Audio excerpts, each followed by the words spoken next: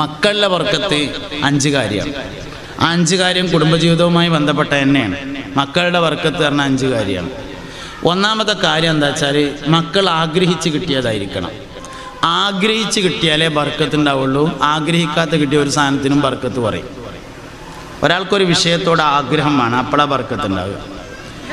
മക്കളോട് നമുക്ക് ഭയങ്കര ആഗ്രഹം ഉണ്ടാണ്, അപ്പോൾ ആഗ്രഹിച്ച് കിട്ടിയാൽ ബർക്കത്ത് ഉണ്ടാവും. നമ്മളെ മക്കൾ ആഗ്രഹിച്ച് കിട്ടിയത് തന്നെയാണോ എന്നൊന്ന് പരിശോധിക്കേണ്ടി വരും. എന്നൊക്കെ ചെക്കന്മാരൊക്കെ കല്യാണം കഴിഞ്ഞാൽ ആദ്യം എടുക്കുന്ന തീരുമാനം 3 കൊല്ലത്തിന് കുട്ടി വേണ്ടെന്നാണ്. അപ്പോൾ കിട്ടിയാൽ പിന്നെ എങ്ങനെ ബർക്കത്തുണ്ടാവുക? വേണ്ടാന്ന് തീരുമാനിച്ചിരിക്കുമ്പോഴാണ് കിട്ടിയത്. വേണമെന്ന് തീരുമാനിച്ചിരിക്കുമ്പോൾ കിട്ടിയാലേ ബർക്കത്തുണ്ടാവുള്ളൂ. ആഗ്രഹിച്ച് കിട്ടിയതല്ല. ഇതന്നെയാണ് ഒരു പ്രധാനപ്പെട്ട പ്രശ്നം. രണ്ടാമത്തെ ബർക്കത്തുണ്ടാവാൻ രണ്ടാമതായി ചെയ്യേണ്ടത് ഉദ്ദേശ ലക്ഷ്യത്തിനനുസരിച്ചുള്ള പേരിടണം. കുട്ടികളെ കൊണ്ട് എന്താ ഉദ്ദേശിച്ചാൽ അതിനനുസരിച്ചുള്ള പേരിടണം. കുറേ കഴിഞ്ഞിട്ട് പിന്നെ ഓനെ ഹാഫിളാക്കായിരുന്നു എന്ന് ആലോചിക്കല്ല. ആദ്യം തന്നെ ഹാഫിളാക്കണമെങ്കിൽ അതിനനുസരിച്ചുള്ള പേരിടണം. അങ്ങനെയാണ് ഉദ്ദേശത്തിനനുസരിച്ച്. അതിന് കുട്ടിയൊക്കെ പേരിടുന്നിടത്ത് മാത്രമൊന്നുമല്ല കേട്ടോ, നമ്മളെ പീടിയൊക്കെ പേരിടുകയാണെങ്കിലും ഉദ്ദേശത്തിനനുസരിച്ചുള്ള പേരിടണം. ഇനി കോഴിക്കടക്ക് പേരിടുകയാണെങ്കിലും ഉദ്ദേശത്തിനനുസരിച്ചുള്ള പേരിടണം. പേരിനനുസരിച്ചാണ് ഉണ്ടാവുക. പേര് പോയാൽ എല്ലാം പോയി. അങ്ങനെയാണ്. ഹോട്ടലിൽ കയറുമ്പോൾ ആദ്യം പേര് നോക്കണം. ബർക്കത്തുള്ള പേരാണെങ്കിൽ കയറാം, അവിടെ ബർക്കത്തുണ്ടാവും. സൂപ്പർ മാർക്കറ്റിൽ കയറുമ്പോൾ പേരൊന്നും ആദ്യം നോക്കണം. ബർക്കത്തുള്ള പേരാണെങ്കിൽ എല്ലാത്തിനും ബർക്കത്തുണ്ട്. ഒരാളെ കണ്ടാൽ പേര് ചോദിക്കണം. 2 കാര്യമുണ്ട്. ഒരു കാര്യം എന്താ വെച്ചാൽ ബർക്കത്തുള്ള പേരാണോ അല്ലേ എന്ന് അറിയാൻ പറ്റും. രണ്ടാമത്തെ കാര്യം, ദുനിയാവിൽ നിന്ന് പേര് ചോദിച്ച എല്ലാവരെയും മഹ്ശറിൽ നിന്ന് കാണാൻ അവസരം ഉണ്ടാവുന്നതാണ്. ദുനിയാവിൽ നിന്ന് കണ്ടുമുട്ടുമ്പോൾ പേര് ചോദിച്ച എല്ലാ ആൾക്കാരെയും മഹ്ശറിൽ നിന്ന് കാണാൻ അവസരം ഉണ്ടാകുമെന്നാണ്. അതുകൊണ്ട് ഒരാളെ കാണുമ്പോൾ പരിചയപ്പെടുമ്പോൾ നമുക്കിപ്പോൾ എല്ലാവരും കൂടിയും പേര് ഓർക്കാനൊന്നും കഴിയൂല. എന്നാലും വെറുതെ ഒന്ന് ചോദിക്കണം, എന്താ പേര്? നല്ലതാണ്. അപ്പോൾ പേര് വളരെ പ്രധാനമാണ്. ലക്ഷ്യത്തിനനുസരിച്ച പേരിടുക. അബൂബക്കർ സിദ്ദീഖ് റളിയല്ലാഹു അൻഹുവിന്റെ പേരാണ് എന്ന് കരുതിയിട്ടിടണം. ഉമർ ഖത്താബിന്റെ പേരാണ് എന്ന് കരുതിയിടണം. വല്യാപ്പാന്റെ പേരാണെന്ന് കരുതിയിട്ടാൽ വല്യാപ്പാന്റെ ഗുണം ഉണ്ടാവുള്ളൂ. ഉസ്മാൻ റളിയല്ലാഹു അൻഹുവിന്റെ പേരാണെന്ന് കരുതിയിട്ടാലേ ഉസ്മാൻ റളിയല്ലാഹു അൻഹുവിന്റെ ഗുണം ഉണ്ടാവുള്ളൂ. അലി റളിയല്ലാഹു അൻഹുവിന്റെ പേരാണെന്ന് കരുതിയിട്ടാലേ അലി റളിയല്ലാഹു അൻഹുവിന്റെ ഗുണം ഉണ്ടാവുള്ളൂ. നമുക്കിപ്പോൾ അങ്ങനെയൊന്നുമല്ല നോക്കൽ. ഉമ്മാൻ്റെ പേരുന്ന് 1 അക്ഷരം വാപ്പാൻ്റെ പേരുന്ന് 2 അക്ഷരം എടുത്തിട്ട് ഒരു പുതിയ പേരുണ്ടാക്കി. അപ്പോൾ ഹം ഹിം ഹും എന്ന് കിട്ടിയാൽ അതന്നെ. എന്നിട്ട് പിന്നെ പള്ളിക്കത്തെ ഉസ്താദിനോട് വന്നിട്ട് ചോദിക്കും, ഉസ്താദേ ഹം ഹിം ഹും എന്നുള്ളതിൻ്റെ അർത്ഥം എന്താണെന്ന്. ഏത് ഡിക്ഷണറി തിരഞ്ഞാൽ അതിൻ്റെ അർത്ഥം കിട്ടുക? ഒരു സംഗതി അറബിയിലുള്ളൊരു വാക്കാണെങ്കിൽ ഉള്ളൂ തിരഞ്ഞാൽ കിട്ടുള്ളൂ. എന്നാൽ പിന്നെ അറബിയിൽ അങ്ങനെ ഒരു വാക്കില്ല എന്ന് പറഞ്ഞാൽ മൂപ്പര് മോശക്കാരനായി. അറബിയിലില്ല അത്രേ. എന്താ അപ്പോൾ ഹാ എന്നുള്ളത് അറബിയല്ലേ, ഹീ എന്നുള്ളത് അറബിയല്ലേ, ഹൂ എന്നുള്ളത് അറബിയല്ലേ എന്നാ മൂപ്പര് ചോദ്യം. ഹാ ഹീ ഹൂ എന്ന് അറബി അയച്ചിട്ട് അറബിയിൽ അങ്ങനെ ഒരു വാക്ക് ഉണ്ടാവുമെന്നില്ല. അതെല്ലാ ഭാഷയിലുണ്ട്. മലയാളത്തിലുണ്ട്. മലയാളത്തിലുണ്ട് അങ്ങനെ. ചെന്തുക്കാരൻ എന്നുള്ളതിൻ്റെ അർത്ഥം എന്താ? പോത്താമ്പി എന്നുള്ളതിൻ്റെ അർത്ഥം എന്താ? അതൊന്നും കിട്ടൂല. മലയാളം നിന്ന് പോ എന്നുള്ളത് മലയാളമല്ലേ ചോദിച്ചാൽ അത് മലയാളം തന്നെയാണ്, അതിനർത്ഥം ഉണ്ടാവില്ല. അങ്ങനെ കുറേ വാക്കുണ്ടാവും. അപ്പോൾ എങ്ങനെയൊക്കെയാണ് കൂട്ടി കണിച്ചാണ്ട് ഒരു വാക്കുണ്ടാക്കിയിട്ട് അതിൻ്റെ അർത്ഥം ആലോചിച്ചെടുക്കണേക്കാൾ നല്ലത് എത്ര നന്ന് നിങ്ങളെ പേരിലുണ്ടോ തിരഞ്ഞു നോക്കിയാൽ. ഇപ്പം പിന്നെ വേറൊരു സംഭവം ഉണ്ടായിട്ടുണ്ട്. എന്താ വെച്ചാൽ പഴയ പേരുകളൊക്കെ മടങ്ങി വരുന്നുണ്ട്. ആമിന, ആയിഷ, അങ്ങനെ മൈമൂന, ഫാത്തിമ. എന്നാലും നമ്മൾ ഫാത്തിമ ബീവിൻ്റെ പേരാണ് എന്ന് കരുതിയിടൂല. പുതിയ ഫാഷനാണെന്ന് കരുതിയിട്ടിടുള്ളൂ. ലക്ഷ്യം വളരെ പ്രധാനമാണ്. ലക്ഷ്യത്തിനനുസരിച്ച് പേരിടണം. അപ്പോൾ ഇടണമൊക്കെ ആമിന തന്നെയാണെങ്കിൽ പോലും ആമിന എന്നിടുമ്പോഴും ഇപ്പം അതാണ് ഫാഷൻ എന്ന് കരുതിയിട്ടാടുന്നത്. അല്ലാതെ ആമിന ബീവിൻ്റെ പേരാണെന്ന് കരുതിയിട്ടോ ഫാത്തിമ ബീവിൻ്റെ പേരാണെന്ന് കരുതിയിട്ടോ അല്ല ഇടുന്നത് എന്നതാണ് പ്രശ്നം. അപ്പോൾ രണ്ടാമത്തത് ഉദ്ദേശങ്ങൾക്കനുസരിച്ച് പേരിടണം. മൂന്നാമത്തെ കാര്യം കുടുംബജീവിതം ബർക്കത്തുണ്ടാവാനും അതന്നെ പ്രധാനമാണ്. മക്കളിൽ ബർക്കത്തുണ്ടാവാനും അതന്നെയാണ്. ഹലാലും ത്വയ്യിബുമായ ഭക്ഷണം കൊടുക്കണം എന്നതാണ് മൂന്നാമത്തെ കാര്യം. ഭക്ഷണം ഹലാലായാൽ പോരാ, ഭക്ഷണം ത്വയ്യിബാവണം. ഭക്ഷണം ഹലാലായാൽ പോരാ, ത്വയ്യിബാവണം. എല്ലാ ഹലാലും ത്വയ്യിബാവില്ല. ജീവൻ നിലനിൽക്കാൻ വേണ്ടി പന്നിമാംസം തിന്നൽ ഹലാലാകും, ത്വയ്യിബാവില്ല. ജീവൻ നിലനിൽക്കാൻ ഒരാൾക്ക് വേറെ വഴിയൊന്നുമില്ല. ഒരു ചത്ത പന്നി അടക്കുന്നുണ്ട്, അതിൻ്റെ ഇറച്ചി തിന്ന ഹലാല, ത്വയ്യിബാവില്ല. അത് അങ്ങനെ ത്വയ്യിബാവുക. ത്വയ്യിബാണെങ്കിൽ കുറച്ച് പണിയുണ്ട്. അപ്പം അതുകൊണ്ട് ഭക്ഷണം ഹലാലായാൽ പോരാ, ഭക്ഷണം തൊയ്യിബാവണം. നമ്മളെ വരുമാനങ്ങളൊക്കെ തൊയ്യിബ് തന്നെയാണോ എന്നൊന്ന് പരിശോധിക്കണം.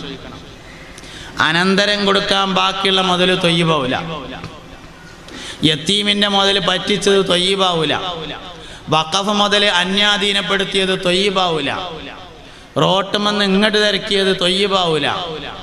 അങ്ങേപ്പുറത്തുള്ളവൻ്റെ അതിര് നീക്കിയത് തൊയ്യിബാവൂല. അതൊന്നും തിന്നിട്ട് മക്കളും കുട്ടികളും നേരാവൂല, ഭാര്യ നേരാവൂല, മക്കൾ നേരാവൂല. തൊയ്യിബായ ഭക്ഷണം കൊടുക്കാതെ കുടുംബത്തിൽ ബർക്കത്തുണ്ടാവില്ല. തൊയ്യിബായ ഭക്ഷണം വളരെ പ്രധാനമാണ്. അനന്തരം കൊടുക്കാൻ ബാക്കിയുള്ള മുതൽ ബർക്കത്തില്ല. പെണ്ണുങ്ങളെ ഇഷ്ടമില്ലാതെ ഓളെ കമ്മൽ വിറ്റത് ബർക്കത്തില്ല. സ്ത്രീകളുടെ ഇഷ്ടമില്ലാതെ ആഭരണം എടുത്ത് വിറ്റാൽ ബർക്കത്തുണ്ടാവില്ല. ജായിസൊക്കെ തന്നെ ഇക്കാരം ചിലപ്പം, പക്ഷേ ബർക്കത്തുണ്ടാവില്ല. എല്ലാ ജായിസായി എഴുതിയിട്ട് ബർക്കത്തുണ്ടാവില്ല. 5 വക്തിനും പള്ളിക്ക് കൂടും. സുബഹിക്ക് ജമാഅത്തിന് മുടങ്ങാതെ പങ്കെടുക്കും.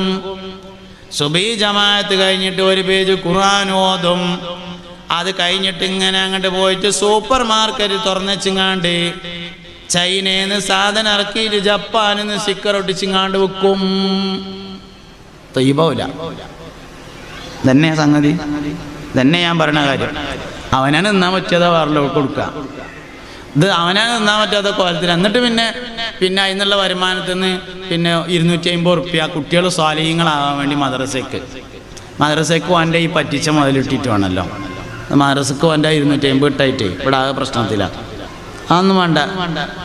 കൊടുക്കണ്ടെന്നല്ല ഞാൻ പറഞ്ഞത്. ആദ്യം ചെയ്യേണ്ട കാര്യം അവനാൻ്റെ പെണ്ണുങ്ങൾക്കും കുട്ടികൾക്കും തിന്നാൻ കൊടുക്കണത് ഹലാലും തൊയ്യിബായിരിക്കണം. ഹലാലായാൽ പോരാ, തൊയ്യിബാവണം. ദോറുസ്കാരം കഴിഞ്ഞിട്ട് പെരേക്ക് ഇങ്ങനെ പോകുമ്പോൾ കുഞ്ഞാമ്മേൻ്റെ തൊടുന്ന് മൂവാണ്ടമ്മൂച്ചി റോട്ടുമൊക്കെ ചാഞ്ഞിക്കുന്നുണ്ട്. അപ്പോൾ നല്ല പച്ചമാങ്ങ വീണെടുക്കുന്നുണ്ട്. അതൊന്ന് എടുത്തുകൊണ്ടിങ്ങാണ്ട് മീന്തലിട്ടുങ്ങാണ്ട് ചമ്മന്തി അരച്ചിട്ട് തിന്നു. കുഴപ്പമൊന്നുമില്ല. ആ ഒരു മൂവാണ്ടം മാങ്ങ എന്നിപ്പോൾ കുഞ്ഞാമ്മ തിരഞ്ഞെടുക്കണില്ല. ഓനത് ഇഷ്ടമുണ്ടാകും, ഹലാലാകും. തൊയ്യിബാകണമെങ്കിലേ അസറുക്കാരത്തിന് കുഞ്ഞാമ്മീനെ കാണുമ്പോൾ പറയണം, കുഞ്ഞാമ്മതേ എൻ്റെ മൂവാണ്ടമ്മൂച്ചിമെന്നൊരു മാങ്ങ റോട്ടുമ്മക്ക് ചാടിക്കടന്നിരുന്നു, ഞാൻ എടുത്തുകൊണ്ടുപോയിട്ട് ചമ്മന്തി അരച്ചിട്ടുണ്ട് എന്ന് പറയുമ്പോൾ കുഞ്ഞാമ്മത് പറയണം, മയമുട്ടിയെ കൊണ്ടുപോയതും പൊരുത്തപ്പെട്ടു, ഇനി കിട്ടുകയാണെങ്കിൽ കൊണ്ടുപോയിക്കളോണ്ടു അതും പൊരുത്തപ്പെട്ടു എന്ന് പറഞ്ഞ സംഗതി. ഓക്കെ, ഇതങ്ങനെയല്ലേ?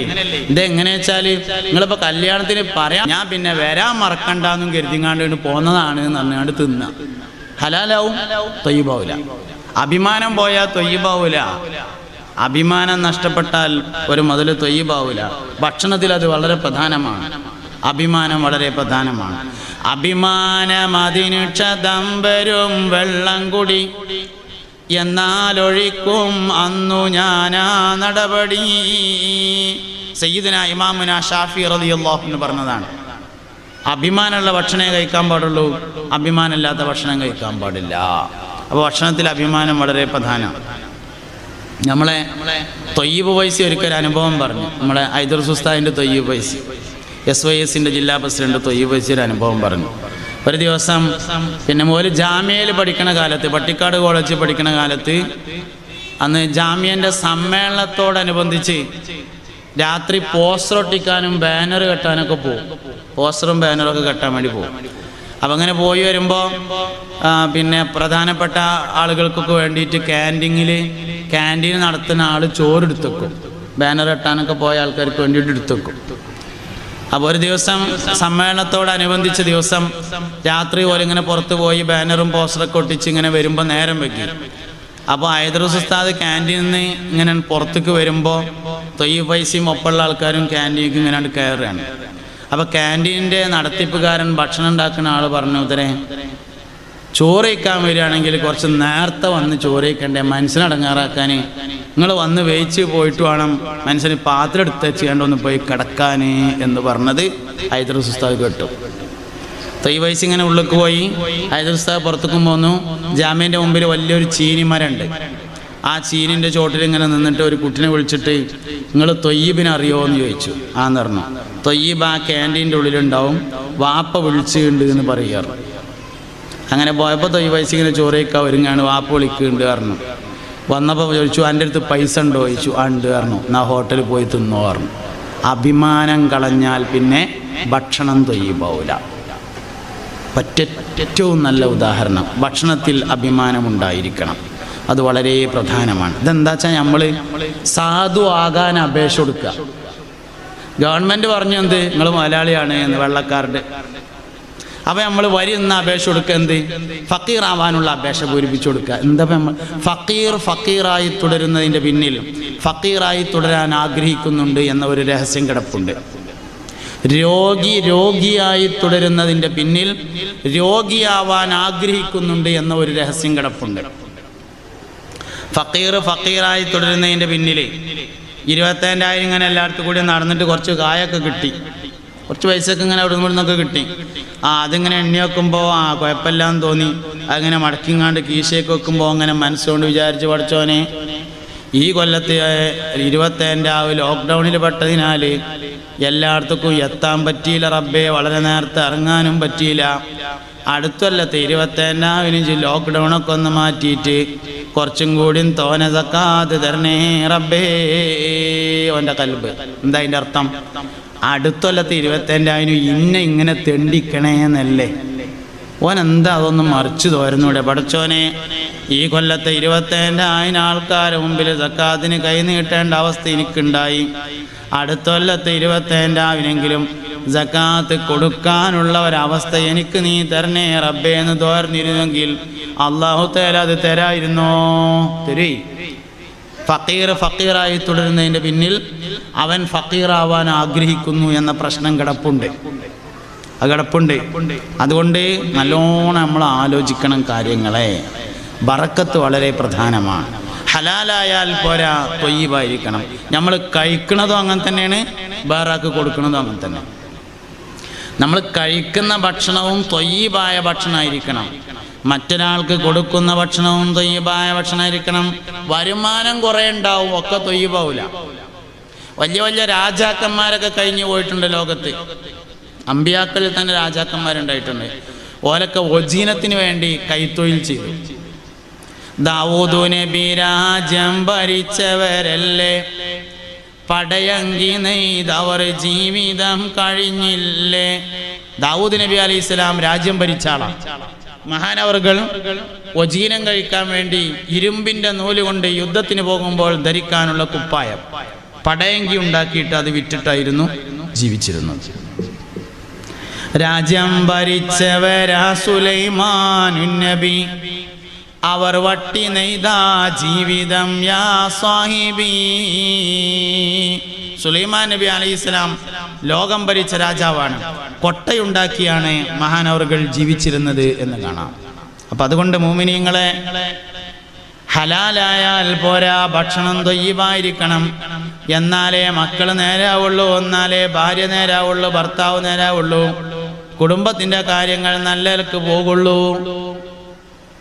കണ്ണഞ്ചിരട്ട എടുത്തുങ്ങാണ്ട് അങ്ങാടി കൂടെ തെണ്ടിയിട്ട് ₹1 വാങ്ങിയിട്ട് ജീവിക്കലാണ് ആൾക്കാരെ പറ്റിച്ച് ജീവിക്കുന്നതിനേക്കാൾ നല്ലത് എന്നർത്ഥം. അപ്പോൾ വരുമാനം ഹലാലായിരിക്കണം, വരുമാനം തൊയ്യിബായിരിക്കണം. നാലാമത്തെ കാര്യം, ദീനിയും ദുന്യവിയുമായ ഇൽമ പഠിപ്പിക്കണം. മക്കളിൽ ബറക്കത്തുണ്ടാവാൻ ദീനിയായ ഇൽമ പഠിപ്പിക്കണം, ദുന്യവിയായ ഇൽമ പഠിപ്പിക്കണം, രണ്ടും പഠിപ്പിക്കണം. വിദ്യാഭ്യാസത്തിൽ വെച്ച് ഏറ്റവും വലിയ വിദ്യാഭ്യാസം ജീവിക്കാനുള്ള വിദ്യാഭ്യാസമാണ്. വിവരത്തിൽ വെച്ച് ഏറ്റവും വലിയ വിവരം ജീവിക്കാനുള്ള വിവരമാണ്. മുസ്ലിമായി ജീവിക്കാനുള്ള വിവരം അതിലെല്ലാം പെടും. നിക്കാരും പെടും, നോയമ്പും പെടും, കച്ചവടം പെടും, ഇടപാടുകൾ പെടും, സാമ്പത്തിക ഇടപാടുകൾ, ജിനായാത്തുകൾ, മുനാക്കഹാത്തുകൾ എല്ലാം പെടും. ജീവിക്കാനുള്ള വിജ്ഞാനമാണ് ഏറ്റവും വലിയ വിവരം. കുറേ വിവരമുണ്ട്, ഓന് ജീവിക്കാൻ പറ്റില്ലെങ്കിൽ പിന്നെ അതുകൊണ്ട് കാര്യമൊന്നുമില്ല. അതുകൊണ്ട് വിവരങ്ങളിൽ വെച്ച് ഏറ്റവും വലിയ വിവരം ജീവിക്കാനുള്ള വിവരമാണ്. അതുകൊണ്ട് രണ്ടും പഠിപ്പിക്കണം, ദീനും പഠിപ്പിക്കണം, ദുനിയാവും പഠിപ്പിക്കണം. ദുനിയാവ് എത്രയാണോ പഠിക്കുന്നത് അത്ര ദീനും പഠിപ്പിക്കണം. ദുനിയാവ് 3-ാം ക്ലാസ് ഉള്ളെങ്കിൽ ദീനും 3-ാം ക്ലാസ് ആയ വലിയ കുഴപ്പമൊന്നും പറ്റൂല. അവിടെ പെണ്ണുങ്ങൾ വർത്താനം പറയണ്ടോ അടച്ചോനെ? കുട്ടികളെ, പെൺകുട്ടികളെ, ലോ ചെറിയ കുട്ടികളേക്കാരം വലിയൊരു വർത്താനം പറയില്ലല്ലോ. ചെറിയ കുട്ടികളേക്കാരം, ചെറിയ കുട്ടികളെ, ചെറുതിൻ്റെ നേരെ വലിയ കുട്ടികളെ ഉണ്ടായിരിക്കും. അൻത ഉമ്മുൻ അം അബൂ മാ റഅയ്നാ ഫീമാ മിസ്ല ഹുസൈനിക ഖത്തു യാ സയ്യിദി ഖൈറൻ നബി ലാ ഇലാഹ ഇല്ലല്ലാഹു ലാ ഇലാഹ ഇല്ലല്ലാഹ് ലാ ഇലാഹ ഇല്ലല്ലാഹു മുഹമ്മദുർ റസൂലുള്ളാഹ്.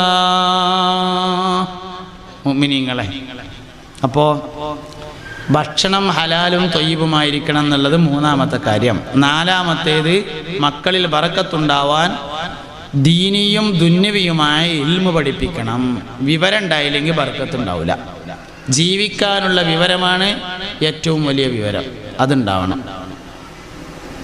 ദീൻ എത്രയാണോ പഠിക്കുന്നത് അത്ര ദുന്യാവും പഠിച്ചോട്ടെ, ദുന്യാവ് എത്രയാണോ പഠിക്കുന്നത് അത്ര ദീനും പഠിക്കണം. ദുന്യാവ് പഠിച്ച് അവസാനം MBBS ആയി.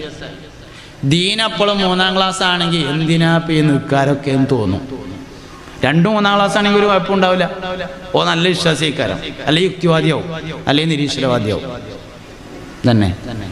അപ്പോൾ ഭൗതിക വിജ്ഞാനം എത്രത്തോളം ഉണ്ടോ അത്ര ദീനി വിജ്ഞാനം ഉണ്ടായിരിക്കണം. കാരണം അല്ലമൽ ഇൻസാന മാലം യഅലം എന്നതാണ് ശരീഅത്തിന്റെ നിയമം, ഖുർആനിന്റെ നിയമം.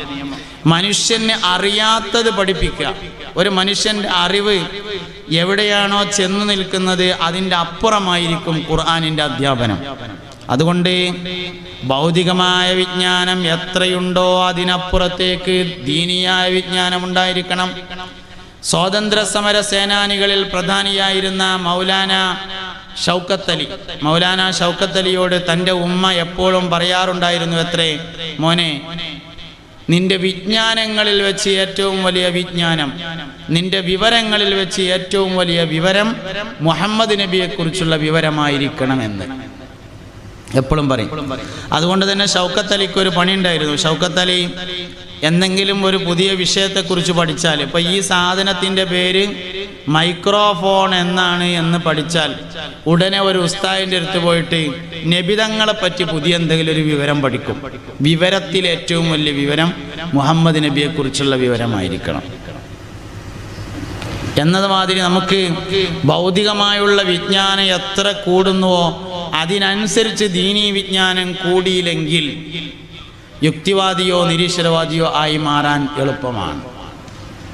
ലോകത്ത് ആകെ നമ്മൾ പരിശോധിച്ചാൽ 2 തരം അഭിപ്രായക്കാരാണുള്ളത്. ഒന്ന്, അള്ളാഹുവിൽ വിശ്വസിക്കുന്ന, ദൈവത്തിൽ വിശ്വസിക്കുന്ന, അതിൽ ഈമാൻ കൊള്ളുന്ന മതവാദികൾ, മതത്തിൽ വിശ്വസിക്കുന്ന ആളുകൾ. രണ്ടാമത്തെ ഒരു വിഭാഗം മെറ്റീരിയലിൽ വിശ്വസിക്കുന്ന ആളുകൾ. ആദം നബി അലൈഹിസ്സലാം മുതൽ ഇങ്ങോട്ട് പരിശോധിച്ചാൽ ലോകത്താദ്യമായി ശിർക്ക് വന്നിട്ടുള്ളത് നൂഹ് നബി അലൈഹിസ്സലാമിൻ്റെ കാലഘട്ടത്തിലാണ്. അവിടെ നിന്ന് ഇങ്ങോട്ട് പരിശോധിച്ചാൽ ലോകത്താകെ 2 വാദക്കാർ മാത്രമേ ഉള്ളൂ.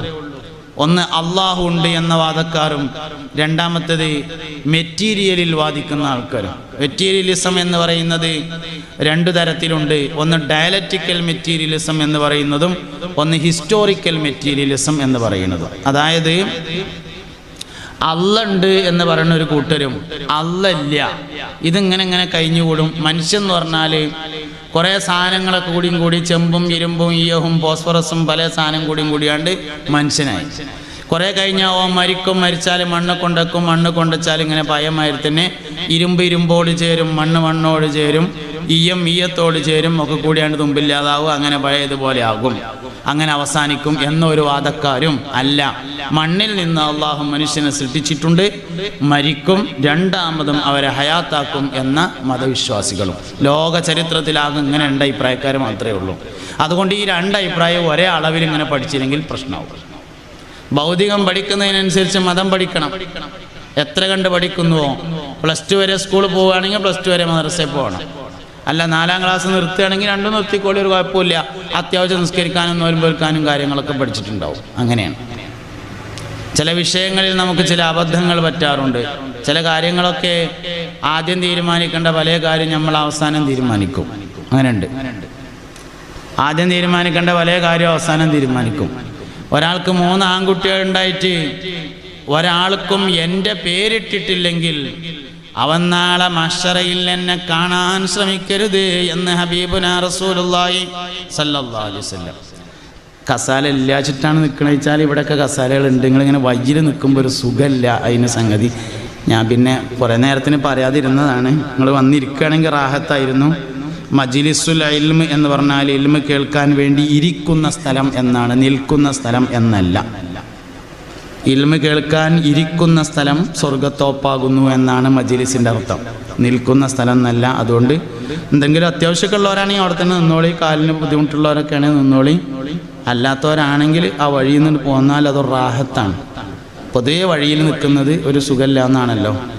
വഴി എന്ന് പറഞ്ഞാൽ അങ്ങോട്ടും ഇങ്ങോട്ടും അല്ലാത്ത സ്ഥലം ആണ് വഴി. പഴയകാലത്ത് തള്ളാരൊക്കെ പറയലുണ്ട് ഉമ്മരപ്പടിമ ഇരിക്കരുത്. അതിങ്ങനെ അങ്ങോട്ടും ഇങ്ങോട്ടും അല്ലാത്തൊരു സ്ഥലമായതുകൊണ്ട് ചെയ്ത്താൻ്റെ മക്കാമാണ് എന്നാണ്, പിശാച്ചിൻ്റെ മക്കാമാവുന്നു. അതുകൊണ്ടാണ് വഴിവക്കിലിരിക്കുന്നവരെ നമ്മൾ ആക്ഷേപിക്കും, വഴിയിലിരിക്കുന്ന ആളുകൾ. അപ്പോൾ വഴി ഒരു സുഖമില്ലാതെ വഴിയിൽ നിൽക്കുക എന്ന് പറഞ്ഞാൽ അതിന് കാണുന്നവർക്ക് കൂടി ബോധ്യപ്പെടുന്ന കാരണമുണ്ടായിരിക്കണം എന്നാണ്. ഇപ്പോൾ ഒരാൾ ബസ് സ്റ്റോപ്പിൽ ഇങ്ങനെ നിൽക്കുകയാണ് തൊള്ളിയും പൊളിച്ചിട്ട്. അപ്പോൾ ഒരാൾ വന്നിട്ട് ചോദിച്ചു, എന്താ ഇവിടെ ഇങ്ങനെ നിൽക്കണമെന്ന് ചോദിച്ചു. അതിൽ പറഞ്ഞു, ഞാൻ മീൻകാരനെ കാത്തിക്കാണ്, ഒപ്പ വരും എന്ന് പറഞ്ഞാൽ കേൾക്കണവനും മനസ്സിലായി, ആ ശരിയാണ്, മോട്ടോർ സൈക്കിളിൽ വരുന്ന മീൻകാരനാണ്, ആളുണ്ടായില്ലെങ്കിൽ ഓൻ ഷൂ നന്നാണ്ട് പോകും, ഇന്ന് മീൻ കിട്ടൂല, അപ്പോൾ അവിടെ നിൽക്കേണ്ട തന്നെയാണ് എന്ന് തോന്നണം. അല്ലെങ്കിലോ നഴ്സറിക്ക് പോയ കുട്ടിനെ കാത്തിക്കാണ്, അപ്പോൾ കേട്ട ആൾക്കും മനസ്സിലായി ശരിയാണ്, അതിവിടെ നിൽക്കേണ്ട തന്നെയാണ്, അല്ലെങ്കിൽ കുട്ടി പ്രശ്നമാകുമല്ലോ എന്ന് ഒഴിച്ചു. ഇങ്ങനെ അങ്ങാടിയിൽ നിൽക്കുമ്പോൾ കേൾക്കണവർക്ക് കൂടി മനസ്സിലാണ് ഇവിടെ നിൽക്കേണ്ടത് തന്നെയാണ്. സാധാരണ ഇപ്പോൾ നമ്മളൊക്കെ നിൽക്കുമ്പോൾ എങ്ങനെ വെച്ചാൽ എന്താണ് ഇവിടെ നിൽക്കണമെന്ന് ചോദിച്ചാൽ, അല്ല ഞാൻ വേറെ പണിയൊന്നുമില്ല അപ്പം ഇങ്ങോട്ട് പോകുന്നതാണ് എന്ന്. ഒരു പണിയില്ലാത്തവർക്ക് പോയിക്കാനുള്ള സ്ഥലമല്ല അവിടെ. ഒരു പണിയില്ലാത്തവർക്ക് നിൽക്കാനുള്ള സ്ഥലം പെരയാണ്. അവനാരുടെ പെരയിൽ എന്താ വെച്ചാൽ പെരയിൽ ഇങ്ങനെ നിൽക്കണു, ഒരു പണിയില്ല, ഞാൻ ഇവിടെ ഇങ്ങനെ നിന്നതാണ്, ഒരു കുഴപ്പമില്ല. അങ്ങാടിയിൽ നിൽക്കാൻ കാരണം വേണം. അപ്പോൾ വഴി എന്ന് പറഞ്ഞത് അങ്ങനെയാണ്. തള്ളാർ പറഞ്ഞത് ശരിയാണ്. അത് അങ്ങോട്ടും ഇങ്ങോട്ടും അല്ലാത്ത തറദ്ദുദ് വസ്വാസ് എന്നതിനാ പറയാം. അല്ലാതെ യുവസ്വിസു ഫീ സുദൂരിന്നാസ്, അങ്ങോട്ടും ഇങ്ങോട്ടും അല്ലാതിരിക്കുക. അതിനിപ്പോൾ വെള്ളിയാഴ്ച പള്ളിയേക്ക് വന്നാലും പറ്റൂല, അതിനിപ്പോൾ കമ്മിറ്റിക്കാരൻ തന്നെയാണെങ്കിലും പറ്റൂല വാതിലേക്ക് ഇരിക്കാനും. അല്ല, ഓൽക്ക് വേറെ നിയമമൊന്നുമില്ല, ഓൻ കമ്മിറ്റിക്കാരൻ തന്നെയാണെന്ന് വിചാരിക്കുക, എന്നാലും വാതിലേക്ക് ഇരുന്നാൽ അത് പിശാച്ചിൻ്റെ മക്കാം തന്നെ ആവുന്നു. അതുകൊണ്ട് അങ്ങോട്ടോ അങ്ങോട്ടോ മാറിയിരിക്കണം, ഉള്ളിൽ കടന്നിരിക്കണം. നമ്മളെല്ലാ കാര്യത്തിലും അങ്ങനെയല്ലോ. അപ്പം അതുകൊണ്ട് മുഅ്മിനീങ്ങളെ എവിടെ ചെന്നാലും ശ്രദ്ധിക്കേണ്ട ഒരു സ്ഥലം, 2 സ്ഥലത്ത് നിൽക്കരുത്. ഒന്ന് ഇൽമിൻ്റെ മജ്ലിസിലും, 2 നിക്കാഹിൻ്റെ മജ്ലിസിലും. നിക്കാഹ് നടക്കുന്ന സ്ഥലത്ത് നിൽക്കരുത്, അവിടെ ഇരിക്കണം. ഫോട്ടോഗ്രാഫർക്ക് നിൽക്കാം, എല്ലാവരും ഫോട്ടോഗ്രാഫർ ആകും ചെയ്യരുത്. അങ്ങനെ ഉണ്ടല്ലോ, മൊബൈലുള്ളവരൊക്കെ ഫോട്ടോഗ്രാഫർമാർ, അങ്ങനെയല്ലല്ലോ. ഫോട്ടോ എടുക്കുക, ഒരാളെ ഏൽപ്പിച്ചിട്ടുണ്ടെങ്കിൽ ഓടുക്കുക, ബാക്കിയുള്ളവർ നിക്കാഹിന് സാക്ഷിയാകുക എന്നല്ലാതെ. നിക്കാഹിനൊക്കെ ചെന്നാൽ എല്ലാവരും കാണാം മൊബൈലായിട്ട് ഇങ്ങനെ ഫോട്ടോ എടുക്കണം. എല്ലാവരും ഫോട്ടോ എടുക്കാൻ ഒരാളെ ഏൽപ്പിച്ചിട്ടുണ്ടെങ്കിൽ ഓടുക്കുക, ബാക്കിയുള്ളവരെല്ലാവരും ഇരിക്കുമ്പോൾ 2 സ്ഥലത്ത് നിൽക്കരുത്. അതൊരു വലിയ അപകടമാണ്. ഒന്ന് ഇൽമിൻ്റെ മജ്ലിസിൽ, മജ്ലിസുൽ ഇൽമി റൗളത്തും മിൻ റിയാദിൽ ജന്ന, ഇൽമ കേൾക്കാൻ വേണ്ടി ഇരിക്കുന്ന സ്ഥലം സ്വർഗത്തോപ്പുകളിൽ വെച്ച് ഒരു തോപ്പാകുന്നു. ഇരിക്കുന്ന സ്ഥലം. മറ്റേതിന് മഖാമുൽ ഇൽമ് എന്നാ പറയാം, നിൽക്കുന്ന സ്ഥലത്തിന്. മഖാമുണ്ട് എവിടെ? മക്ബറകൾ മഖാമാണ്, അവിടെ നിന്നാലും കുഴപ്പമൊന്നുമില്ല. മജ്ലിസ് ആണ്, മജ്ലിസുൽ ഇൽമ്. 2 സ്ഥലത്താണ് ആകെ സ്വർഗമുണ്ട് എന്ന് പറഞ്ഞത്. ഒന്ന് മാബൈന ഖബരി വ മിംബരി റൗളത്തും മിൻ റിയാദിൽ ജന്ന, എൻ്റെ ഖബറിൻ്റെയും എൻ്റെ മിംബറിൻ്റെയും ഇടയിലുള്ള സ്ഥലം സ്വർഗത്തോപ്പാകുന്നു. അവിടെയും ശരിക്കുള്ളത് മജ്ലിസുൽ ഇൽമാണ്. കാരണം നബി സല്ലല്ലാഹു അലൈഹി വസല്ലം തങ്ങൾ സുഫത്തിൻ്റെ അഹ്ലുകാർക്ക് ഇൽമ പറഞ്ഞു കൊടുത്തിരുന്ന സ്ഥലമാണത്, വീടിൻ്റെയും മെമ്പറിൻ്റെ ഇടയിലുള്ള സ്ഥലം. അപ്പോൾ അവിടെ ശരിക്കും ഇൽമിൻ്റെ മജ്ലിസ് തന്നെ ഉള്ളത്. പിന്നെ 2ാമത്തത് മജ്ലിസുൽ ഇൽമുമാണ്. അതുകൊണ്ട് മുഅ്മിനീങ്ങളെ ഈ ഇരിക്കണ ആരും ഇഞ്ഞി ഇതുവരെ നിങ്ങൾ അറിയാത്തതുകൊണ്ടായിരുന്നു എന്ന് വിചാരിക്കാം. ഈ ഇരിക്കണ ആരും ഇഞ്ഞി ഇൽമിൻ്റെ മജ്ലിസിൽ നിൽക്കരുത്. ഉള്ള സ്ഥലത്ത് പേപ്പർ ഇട്ടിട്ടാണെങ്കിലും ഇരുന്നിട്ട് നിൽക്കണം. നിക്കാഹിൻ്റെ സദസ്സിൽ നിൽക്കരുത്. കാരണം നിക്കാഹ് എന്ന് പറഞ്ഞത് ഒരു സ്വർഗീയമായ ഇബാദത്താണ്. ആദ്യത്തെ നിക്കാഹ് ആദം വല്ലിപ്പ സ്വർഗത്തു നിന്ന് നടത്തിയതാണ്. അവസാനത്തെ നിക്കാഹ് പുണ്യനബി സല്ലല്ലാഹു അലൈഹി വസല്ലമ തങ്ങൾ സ്വർഗത്തിൽ വെച്ച് നടത്തുന്ന മുസ്തഫായ നബി സല്ലല്ലാഹു അലൈഹി വസല്ലമ തങ്ങളുടെ തൃക്കല്യാണമാണ്. അതുകൊണ്ട് നിക്കാഹിൻ്റെ മജ്ലിസ് വളരെ പ്രധാനപ്പെട്ട സദസ്സാണ്. അതുകൊണ്ട് അവിടെ നിൽക്കാൻ പാടില്ല. അള്ളാഹു നാഫിയായ ഇൽമിനെ തരട്ടെ. ആമീല്ല അല്ലേ? അള്ളാഹു നാഫിയായ ഇൽമിനെ തരട്ടെ. അതുകൊണ്ട് മുഅ്മിനീങ്ങളെ ബറക്കത്തിൻ്റെ വഴികളൊന്നും ഒഴിവാക്കരുത്. അഞ്ചാമത്തേത് മാതാപിതാക്കൾ മക്കൾക്ക് വേണ്ടി നന്നായിട്ട് ദ്വാരക്കുക. ബറക്കത്തിൻ്റെ 5-ാം വഴി മാതാപിതാക്കൾ മക്കൾക്ക് വേണ്ടി നല്ലോണം ദ്വാരക്കണം. നമുക്കിന്ന് ദ്വാരക്കാൻ ഭയങ്കര മടിയാണ്. ദ്വാരക്കാൻ വേണമെങ്കിൽ എന്തെങ്കിലും കൊടുക്കുക, എന്നാലും നമുക്ക് ഒഴിവില്ല. അങ്ങനെയാണ്. ദ്വായുണ്ട്, മജ്ലിസുന്നൂറുണ്ട്, ദ്വായുണ്ട് പറഞ്ഞാൽ ദ്വാരക്കാൻ കൊടുക്കണ്ടെന്നല്ല ഞാൻ ഈ പറഞ്ഞതിന് അർത്ഥം കേട്ടോ. നമുക്കതിന് ഒഴിവില്ല ദ്വാരക്കാൻ. നമുക്ക് വേണമെങ്കിൽ എന്തെങ്കിലും കൊടുത്തോളാം, എന്നാലും ദ്വാരക്കാൻ പറ്റില്ല എന്നുള്ളതാണ്. യഥാർത്ഥത്തിൽ മാതാപിതാക്കൾക്ക് മക്കളുടെ ദ്വാൻ്റെ അത്ര ഇജാബത്തുള്ള വേറൊരു ദ്വാ ഇല്ല. ഏറ്റവും കൂടുതൽ ഇജാബത്തുള്ള ദ്വാ മാതാപിതാക്കൾക്ക് വേണ്ടി മക്കൾ നടത്തുന്ന ദ്വായാണ്. അതുകൊണ്ട് മുഅ്മിനീങ്ങളെ നന്നായിട്ട് ദുആ ചെയ്യണം. 5-ാമത്തെ കാര്യം ദ്വായാണ്.